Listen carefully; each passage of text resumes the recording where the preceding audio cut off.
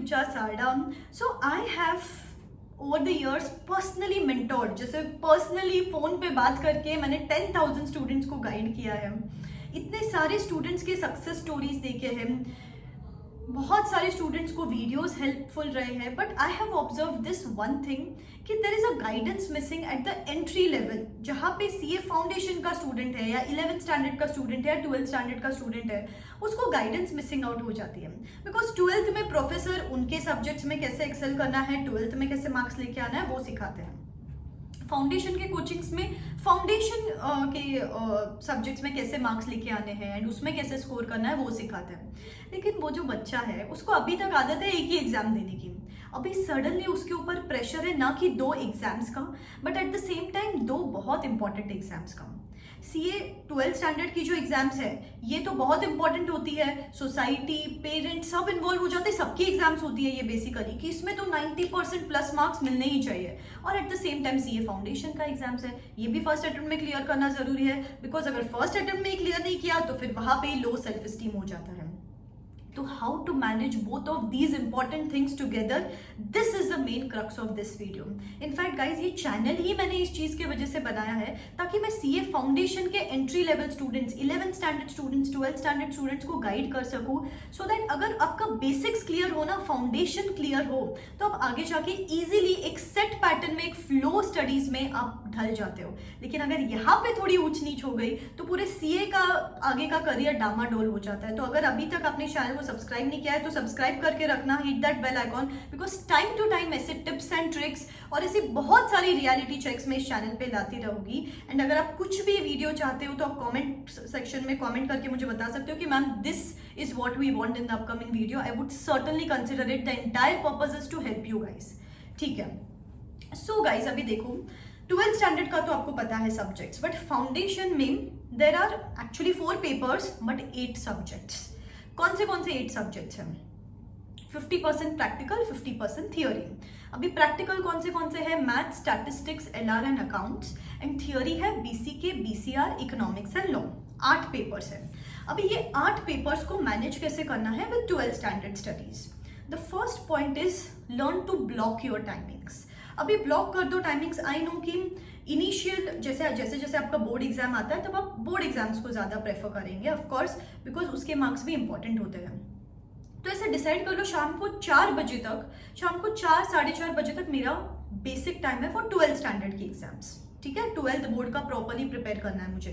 फिर 4 to 5 का break लेने वाला हूं मैं, और शाम को after 5 o'clock 5 to 8 and evening 8:30 to 10:30 ये 4 to 5 आवर्स मेरे रहने वाले हैं सीए फाउंडेशन की पढ़ाई के लिए. ठीक है. अभी इसमें कौन से सब्जेक्ट सेल्फ स्टडी कर सकते हो, कौन से सब्जेक्ट्स के लिए कोचिंग की जरूरत है, वो भी मैं आपको बताने वाली हूँ ब्रिक बाय ब्रिक. अच्छे से सुनना, ये वीडियो बहुत इंपॉर्टेंट है.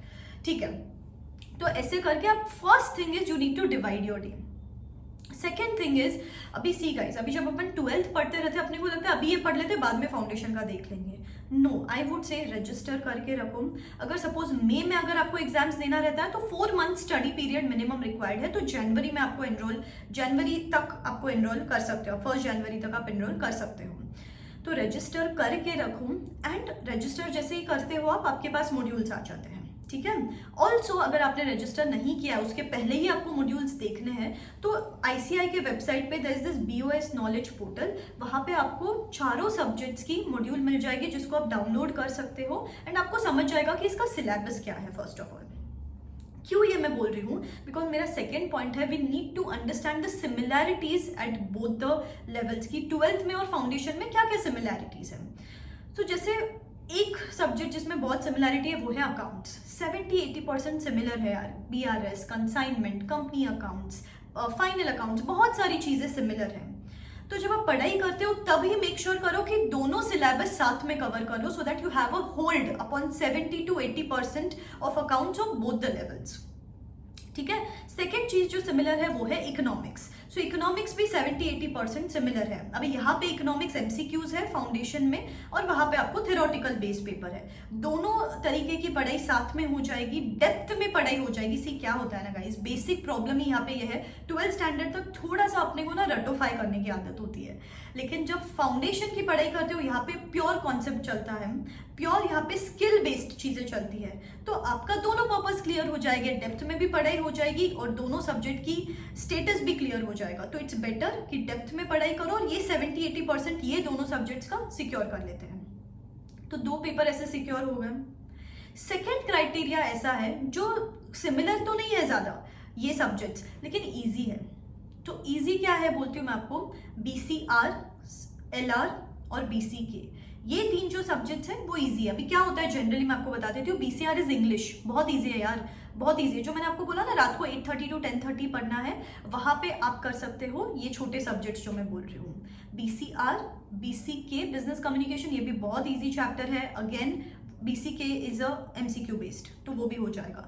And third thing is LR maths statistics, LR एक सब्जेक्ट है, उसका एक पार्ट है 20 मार्क्स का, बट इट्स इजी अगेन। तो इसके लिए आपको क्लासेस की भी जरूरत नहीं है। BCK, BCR और LR, इसके चाहिए तो आपको यूट्यूब लेक्चर्स भी आपको रेडीमेड मिल जाएगी, आप वो भी देख सकते हो। एंड रोज रात को जो 8:30 to 10:30 का टाइम है, उस टाइम पे आपको ये छोटी छोटी चीजें कर लेनी है, ठीक है।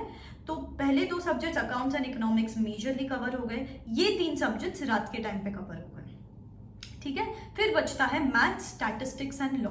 मैथ्स थोड़ा बहुत सिमिलर है, बट ठीक है, काफी सारे लोग आप लोग में से मैथ्स चूज ही नहीं करते हो पहले से, तो ठीक है। तो मैथ्स, स्टैटिस्टिक्स और लॉ, ये तीनों जो सब्जेक्ट्स है ना, वो थोड़े आपको डिफिकल्ट लग सकते हैं या डिफरेंट लग सकते हैं फॉर दैट मैटर।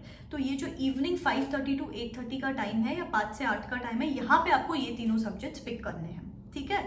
इन पे पॉलिश अप करो, इन पे भले ही आप पहले रीड करो, अंडरस्टैंडेड, इनकी कोचिंग्स लगाओ, अंडरस्टूड, ये वाली चीजें ना नॉन निगोशिएबल शाम को करना ही करना है। एंड संडे टू संडे इन चीजों के लिए है पक्का से टाइम, संडे टू संडे है, ठीक है। तो इस तरीके से बिफोर आपके बोर्ड एग्जाम्स हो जाए, आपका 80% सिलेबस CA फाउंडेशन का इस तरीके से कवर हो जाना चाहिए। कुछ फाउंडेशन की पढ़ाई के साथ, कुछ जो इजी है वो रोज रात को करेंगे, और जो डिफरेंट है उसको 3-4 घंटे इवनिंग में देने ही देने हैं। So this is how you are going to bifurcate your studies, this is how you are going to bifurcate your days, and this is how you are going to bifurcate your subjects, ठीक है। So इस तरीके से करोगे, last में around 1.5 months after your board exams आपको easily मिल जाएगा for self studies, paper solving, institute का मॉड्यूल देखना है, सब कुछ मिल जाएगा।